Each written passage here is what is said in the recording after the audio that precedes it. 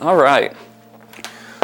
What is up, guys? How the heck are you doing? If you're new here, my name is Drewxcifer and welcome to today's video. Today's video is all about us catching up, you and me. So it's been a couple days since my last upload, and that is because I have been freaking busy.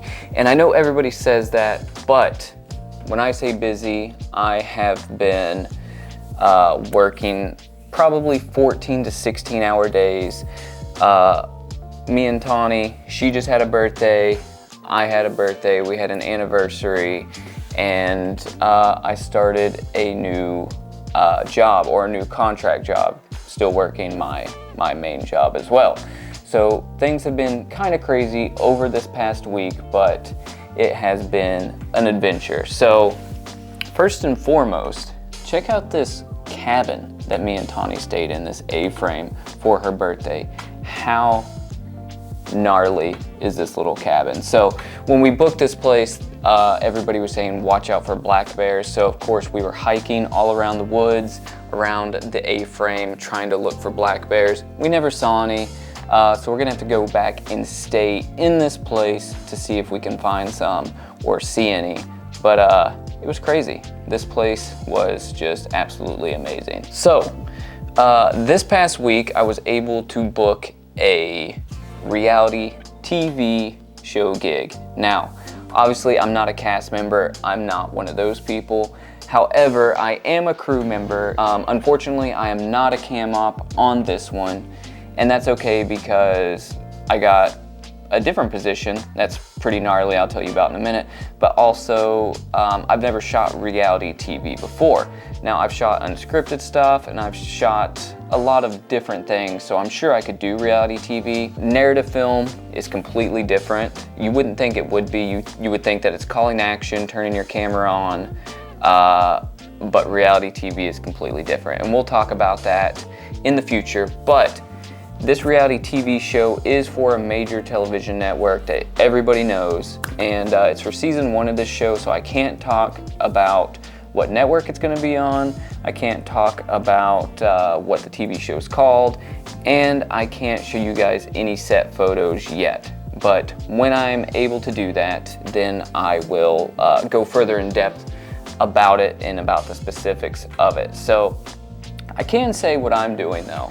So my position is, on a narrative film, it would probably be called DIT, or would be called DIT, but it's media manager or data wrangler. Essentially what I do is I am responsible for backing up all of the media every single day for the entire shoot, and this shoot is 8 weeks long. So it's a pretty big responsibility because everything that they shoot, I have to make sure gets backed up on multiple drives, and then when I start filling up drives, I send those drives to the production company's headquartered location, which is in a different state. Now, once I say that these drives have been backed up, or these SD cards have been backed up, I then hand off these SD cards back to the production team, the AC, and the cam ops, and then they format those cards. So if I didn't accurately back this stuff up, then I am losing this company potentially tens of thousands of dollars in footage, and oftentimes shots that they can't go back and get because it's unscripted and you get like a one chance to shoot these moments, right? So it's a big responsibility, making sure that you're staying organized and making sure that you're staying on top of backing things up. It's pretty cool because I've never done this position for somebody else. Now, I've moved a lot of files around and logged a lot of footage on my own productions, but doing it for somebody else is completely different, and I think it's a good experience. Media manager is a good spot, so if you find any of those positions open, try and snag one up, because if you're good with communication, you're good with being organized, and you're, tech savvy, then you'll have no issue picking it up. So that's what I've been doing. That's what I'll be doing for the next 8 weeks. Okay, so what does a media manager's day look like? It can look very different depending on the production you're on, but for the most part, you're gonna have your call time, which is the time you show up to set, and then you're gonna have your wrap time, which is the time that you finish for the day. Now for media manager, that wrap time normally isn't the time you're quitting. That's the time they stop shooting. And that means for you and I, or whoever's media managing, it means that's the time you're getting all of your cards for the day.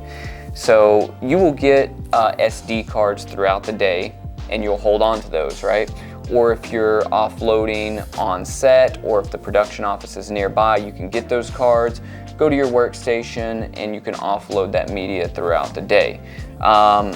But if you're trying to offload all at once at the end of the night, then you are going to spend some long overnights. I don't recommend doing it that way. I did that the first day, and I worked like 16 hours. It was ridiculous. So more or less, sometimes you'll be offloading media, they'll have a place for you on set. Sometimes you'll be working out of a production office. And in my case, the set is close enough to my house that I am just working out of my house. So I have an entire area in my studio dedicated to just this production, and all of my media management workstation is positioned over there. And that's where I'm offloading it. So I'm going from set to home, and making sure I'm in constant communication with not only the field coordinator, the producers, the first AC via text and email, but as well as people at the production headquarters, emailing them back and forth when I have questions. So it's a whole lot to keep up with. You just have to stay on top of it, but it is manageable. So my day is, currently, I will show up at 8 a.m.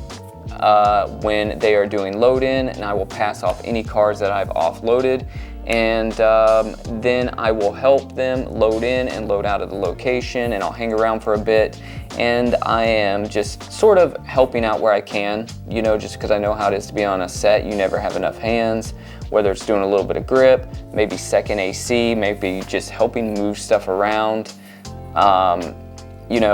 I'm doing everything I can to help out and let them know that, hey, if you need me, call me, I can help you out. I'm not just a media manager, I have more to offer than that. So, because media managers, oftentimes, the crew doesn't see them very much. They come get their cards, they drop off new cards, and then they're just tucked away somewhere. Me, that's not how I work.